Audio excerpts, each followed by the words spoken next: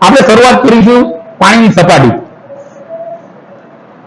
પાણીની સપાટીએ એક કૃપા છે, ઓક્સિજન લે છે, બરોબર.